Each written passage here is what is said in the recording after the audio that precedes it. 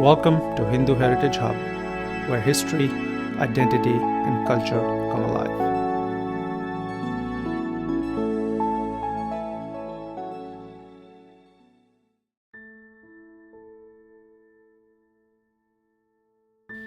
Have you ever been struck by the realization that you call Ram and Krishna Bhagvan, but Indra and Surya as Dev? How about Hanuman? I won't be surprised if you have occasionally also muttered, "Hey Ishvar." Bhagwan, Dev, Ishvar. Same thing or different? Today, let's cut through this maze. What do you call someone who has strength or bal? Balwan. How about the one who has money or dhan? Dhanvan. That's why the one with knowledge or gyan is Gyanvan. How about a person who has wealth, fame, strength, beauty, sovereignty, knowledge and renunciation? The possessor of Dharma, Aishwarya, Gyan, Vairagya, Shri, and fame.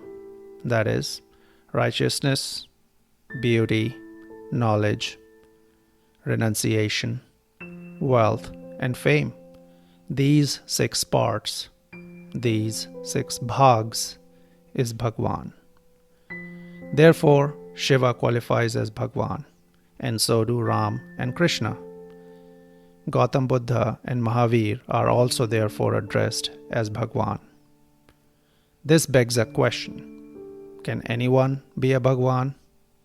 Hanuman, is he a Bhagwan? How about Narad Muni? How about you? Well, that I'll let you explore. Within each one of us, there's an eternal battle raging between truth and falsehood. You probably notice a decline in our spirituality, or feel that we are drifting ever so close towards darkness. It has happened for generations and will continue for as long as humanity exists. To draw attention to this internal battle and the perpetual decline, the Vedas utilized the concept of Dev. A Dev is a spiritual truth force. Dev is an archetype of a human being that has all the Aryan qualities. Aryan? An Aryan is anyone who follows a spiritual path in life. Dev, therefore, is an aspirational construct of a near-perfect Aryan who represents the spiritual truth and embodies all the spiritual values.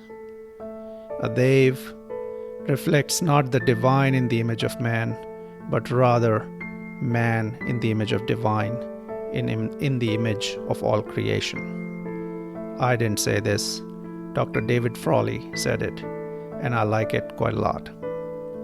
Dev is a man in the image of the divine. And that is why each one of us can become a Dev by tapas, or practice of austerities. This is why a Dev may grow in divinity or diminish in divinity. Indra, Agni, Som were the 3 main Devs from the Vedic times. But there are many others, such as Varun.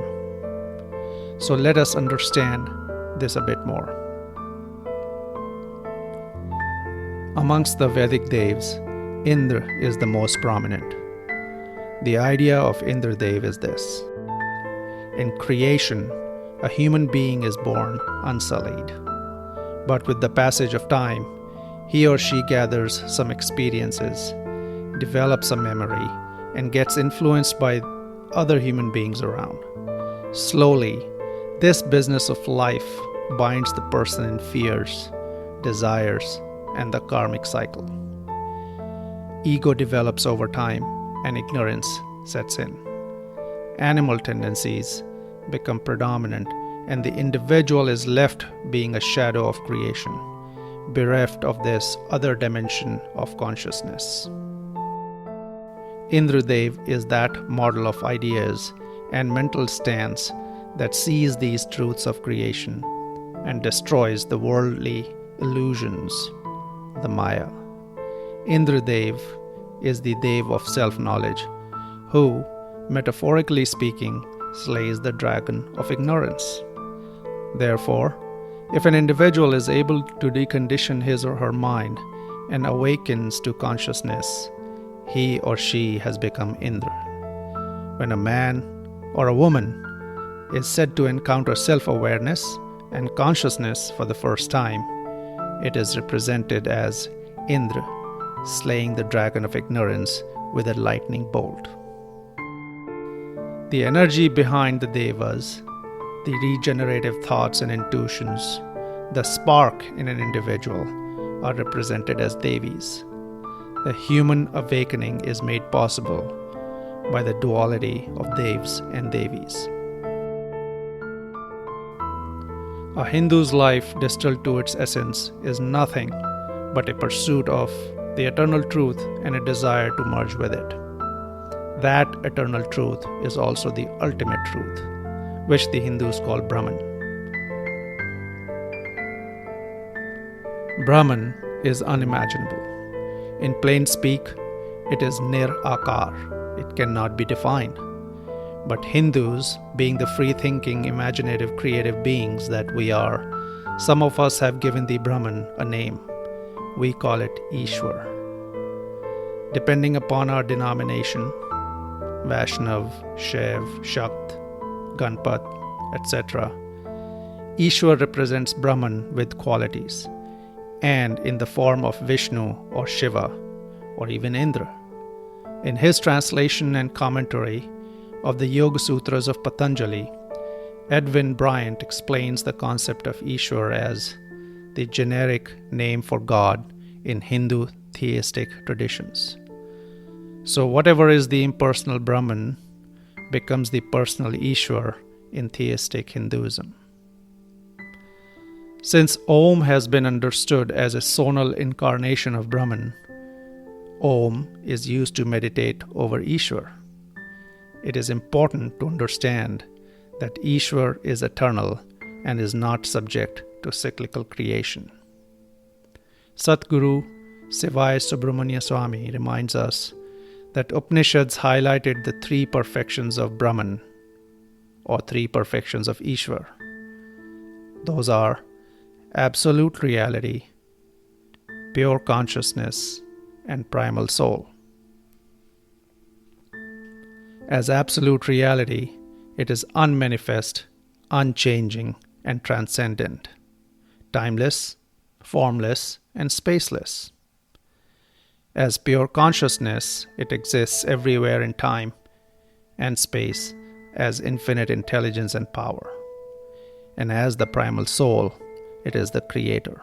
That is Ishvar. So remember this.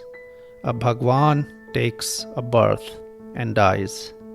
A Dev may rise and diminish, but it is the Ishvar that creates them both and everything in between. So next time when you use the word Bhagwan, Dev, Devi, or Ishvar, I hope you will have a mental clarity of what your thought is anchored to.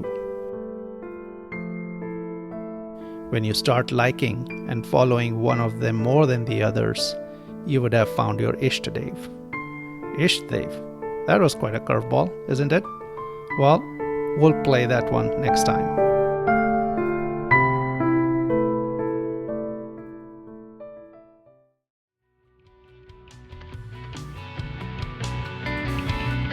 Hey, I hope you liked this episode. Please share it with family and friends far and wide, and let's keep the spirit alive. Until next time, namaste.